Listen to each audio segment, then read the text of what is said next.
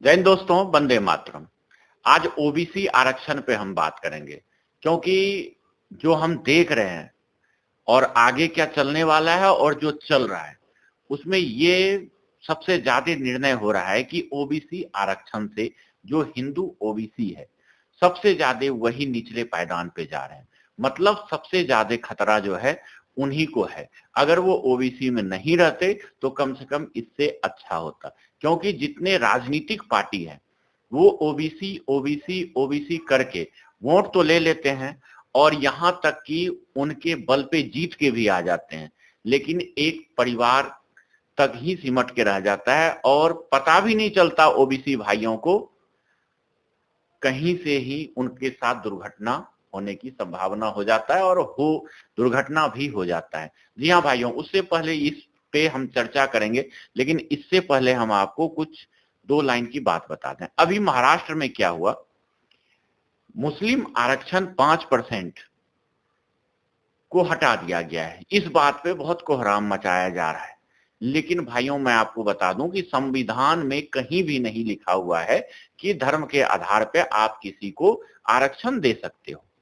और 2014 से पहले भाजपा ये बोल रही है कि 14 से पहले जो दूसरे विपक्ष के पार्टी हैं उन्होंने इलेक्शन से पहले ये रेजुलेशन लाया था कि 5% हम धार्मिक आधार पे अल्पसंख्यक या मुस्लिम समुदाय को हम आरक्षण देंगे, लेकिन ये ना लागू हुआ था और ना लागू हो सकता था क्योंकि संविधान इसकी इजाजत नहीं देता है। लेकिन इससे क्या है, ओबीसी के जो आरक्षण है, कोटा है, उस पे खतरा कैसे है मैं आपको बताता हूं। और सबसे ज्यादा जो जो भी पार्टियां बोलता है कि मेरे से खतरा नहीं है, मैं तो ओबीसी के लिए इतना सोच रहा हूं, मैं ओबीसी के लिए वो सोच रहा हूं, हिंदुओं एक रहो, आपस में ना कटो ना बटो, लेकिन सबसे ज्यादा डैमेज जो रहा है यही पार्टी लोग कर रहा है। मोदी जी का एक वक्तव्य था, पुराना वक्तव्य था, लगभग 2017-18 का वक्तव्य था, यही के आसपास होगा। उसमें उन्होंने बाकायदा बोला था कि जब मुख्यमंत्री वो गुजरात के थे तो वहां पे ओबीसी ओबीसी के अंदर भाइयों इतने कास्ट हैं को ओबीसी में लाया गया है कि आरक्षण का जो है बंदर बांट हो गया है और कुछ जातियां लड़ाई कर करके अपने आप को ओबीसी में सम्मिलित भी कर रहा है। मतलब ओबीसी का आरक्षण उतना ही रह रहा है, लेकिन उसमें जातियां बढ़ते जा रहा है। मोदी जी ने कहा था कि जब वो मुख्यमंत्री थे तो वहां पे ओबीसी के आरक्षण के तहत 70 जातियों के मुसलमान को उसमें लिया गया था और ओबीसी आरक्षण में मुसलमान के 70 जाति को भी इसका लाभ मिलता था, इस कोटे का लाभ मिलता था। अगर एक तो ओबीसी 70 जाति नहीं है हिंदुओं में, लेकिन कुछ जगह पे है भी, तो अगर उसमें हम मुस्लिम के 70 जाति को हम घुसा देते हैं तो आप समझ लो भाइयों कि हिंदुओं के कितने आदमी को फायदा होगा या नहीं होगा। हिंदू के ओबीसी भाई जो हैं वो तो इस कोटे से जो है वंचित रह गए। लेकिन एक तरफ से भाजपा सरकार क्या कर रही है कि मुसलमानों का विरोध कर रहा है कि आरक्षण नहीं होना चाहिए, धर्म के आधार पर आरक्षण नहीं होना चाहिए, और दूसरे तरफ पर्दे के पीछे से सबसे ज्यादा ओबीसी कोटा और एससी एसटी कोटा में मुसलमानों को इन करा रहा है और छाती पीट के ये भी बोल रहा है कि हमने इतने जो कि दलित से कन्वर्ट हुए थे, जो कि ओबीसी थे, उन सबको मैंने इतना परसेंट वोट के आधार पे या बोलिए चाहे उनके परसेंटेज के हिसाब से उनको आरक्षण दिया। इससे ओबीसी भाइयों में काफी ज्यादा कोटा में वितरण बंदर बांट हुआ। वहीं दूसरे तरफ आप लेके चलता हूं, महाराष्ट्र में ओबीसी कोटे में मुस्लिम के 52 कास्ट ऐसे हैं जिनको की लिया गया।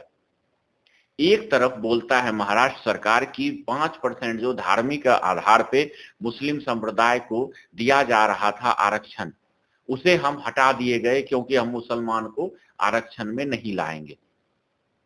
और दूसरी तरफ ओबीसी कोटे में मुस्लिम समुदाय के 52 जातियों को सम्मिलित कर लिया गया। ये किस तरह का मापदंड है, ये राजनीति को जो एजेंडा चलाने वाले हैं, पता नहीं समझ से परे है सभी का। मतलब एक तरह से जनता के ओबीसी का आपको वोट भी चाहिए और दूसरी तरफ से विरोध भी हम कर रहे हैं और उनको डैमेज भी हम कर रहे हैं। गुजरात में भी मोदी जी की सरकार थी, महाराष्ट्र में भी फडणवीस सरकार है जो कि बीजेपी का सरकार है। अब मैं तीसरा आपको लेता हूं भाइयों, मध्य प्रदेश। मध्य प्रदेश में आप अगर जातिगत जनगणना करोगे तो उसमें 66% जो है ओबीसी और एससी एसटी है। बाकी वहां पे सबसे ज्यादा संख्या जो है सवर्ण का है। लेकिन वहां पे ओबीसी को ये और एससी एसटी को ये झुनझुना दिखाया जा रहा है कि हम आपके लिए 73% आरक्षण का कानून लेके आए हैं, जिसे हम की पारित कर रहे हैं, लेकिन वो सुप्रीम कोर्ट में स्थगित हो गया है। भाइयों, कैसे राजनीति किया जाता है, इनसे सीखिए। इन्हें पता था कि इतना परसेंट ओबीसी और एससी एसटी नहीं है मध्य प्रदेश में, फिर भी हम अगर 73% का अगर हम एक आरक्षण का झुनझुना लाते हैं तो ओबीसी समुदाय और एससी एसटी समुदाय ये सोचेगा कि देखो बीजेपी सरकार, मोहन यादव की सरकार जो है, हम जितना स्ट्रेंथ नहीं है उससे ज्यादा हमें आरक्षण देने की कोशिश कर रहा है। और बीजेपी ये जानता है कि ये कभी पास नहीं हो पाएगा, क्योंकि ये तो सुप्रीम कोर्ट इसको लगा देगा स्टे या राष्ट्रपति साइन नहीं करेगा। लेकिन जनता के पास इसका संदेश जरूर जाएगा कि मोहन यादव सरकार जो है हमारे बारे में इतना ज्यादा सोच रहा है कि दूसरे की जनसंख्या को भी हमें मिला के और हमें आरक्षण दे रहा है। लेकिन मोहन यादव सरकार को ये पता नहीं है कि आजकल घर घर में सोशल मीडिया है, हर जगह जो है पढ़े लिखे आदमी मौजूद हैं अभी, और सभी को पता है क्या हो रहा है, जिसका इम्पैक्ट आपको हो सकता है आगे भुगतना पड़ सकता है। अब भाइयों मैं आपको बताता हूं, मोदी सरकार ने पिछले साल ताल ठोक के बोला था 56 इंची के सीना पे, उन्होंने बोला था कि अल्पसंख्यक आयोग जो है, जिसमें कि काफी धर्म के आते हैं लेकिन सिर्फ तवज्जो एक ही संप्रदाय को दिया जाता है, वो है मुसलमान। उनका जो बजट है हर साल एकदम से बाकी जितने भी मंत्रालय हैं उसके नहीं बढ़ते हैं बजट, लेकिन अल्पसंख्यक मंत्रालय का जो बजट है वो हर साल दिन दूनी रात चौगुनी बजट बढ़ते जा रहा है। और मोदी सरकार ने तो हमेशा बोलते रहा है कि हर एक जगह पे मुस्लिम के नेता लिखा है, आईएएस कैडर, बीपीएससी हो पीएससी हो, सब में उनको बढ़ा चढ़ा के नौकरी दिया जा रहा है, जो कि आपको जमीनी हकीकत भी दिखता होगा। जहां आपको बहुत कम आदमी दिखता होगा कि मतलब ओबीसी हिंदू समाज से आता हो, वहीं पे मुस्लिम जो है सबसे ज्यादा आपको डीएम कलेक्टर कुछ सालों से 10 सालों से आपको दिख रहा होगा। क्यों ये सब इसलिए हो रहा है भाइयों, क्योंकि हमारे ओबीसी और एससी एसटी का जो कोटा था आरक्षण का, उसमें से उन्हीं के जो नुमाइंदे थे वो आईएएस आईपीएस बीपीएससी रेलवे चाहे कोई भी नौकरी हो उसमें जा रहे थे। लेकिन जब से इन्होंने 70 52 कहीं 40 कहीं 50 कहीं 100 जातियों को, मुस्लिम जातियों को घुसाया है उसमें, तब से क्या है हमारे जो हिंदू भाइयों के सीट थे वो बट गया और बंदर बांट हो गया। जबकि कहा जाता है कि मुसलमान हमेशा ये बोलता है कि हमारे में जाति प्रथा नहीं है, हम जातियों में विभक्त नहीं है, जबकि ये सबसे बड़ी झूठ है, सबसे बड़ी गलतफहमी है। जबकि सबसे ज्यादा मुस्लिमों के अंदर जाति प्रथा है, हर चीज कुरीतियां वहां पे है, लेकिन फिर भी बोला जाता है और हिंदू से कन्वर्ट कराया जाता है मुस्लिम में कि यहाँ जाति प्रथा नहीं है, यहाँ आ जाओ। और सरकार भी ये मानती है, लेकिन फिर भी इतनी जाति कहां से निकाल के ओबीसी कोटे में घुसा रहा है मोदी सरकार, कहां से एससी एसटी में घुसा रहा है।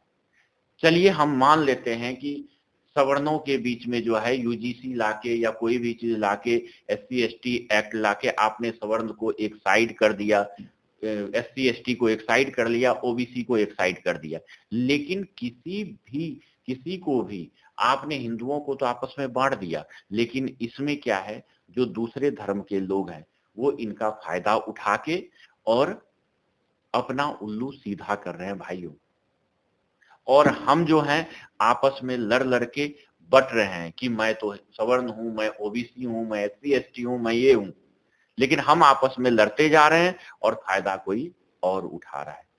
भाइयों मान लो अगर कि मैं मान लो कोई भी बड़ा कास्ट हूं, मान लो बनिया हूं, ब्राह्मण हूं, राजपूत हूं, चाहे कोई भी हूं, जाट हूं, चाहे कोई मुस्लिम के बड़ा कास्ट हूं, कल को आंदोलन करके अगर हम ओबीसी में अगर शामिल हो जाते हैं, जैसे उत्तर प्रदेश के अंदर जाट जो है ओबीसी में आता है और हरियाणा के अंदर जो जाट है वो सवर्ण में आता है। अब आप क्लियर करो कि जो जाट समुदाय है वो आखिर आता किस में है? उत्तर प्रदेश में ओबीसी में, लेकिन वहां पे हरियाणा में जाते ही वो जनरल में आ जाते हैं। मतलब अगर उत्तर प्रदेश की बेटी ओबीसी में है, वो अगर हरियाणा में शादी कर लेता है तो वो जनरल कास्ट में हो जाता है।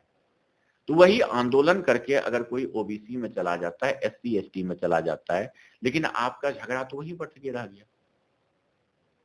ये तो एक तरह का कोटा है, कोई भी आंदोलन करके आज के डेट में किसी भी कोटे में जा सकता है, चाहे वो ओबीसी हो, एसटी एसटी हो। अब देखिए मीना समुदाय जो था पहले आता था ओबीसी में, उन्होंने धरना प्रदर्शन करके ट्रेन को रोक के, बसों को रोक के, हाईवे को रोक के उन्होंने एससी एसटी में चला गया। तो भाइयों पहले तो एससी एसटी और ओबीसी में झगड़ा था, लेकिन अब वो ओबीसी एससी एसटी में चला गया तो अब वो ओबीसी के विरोध में बात कर रहा है।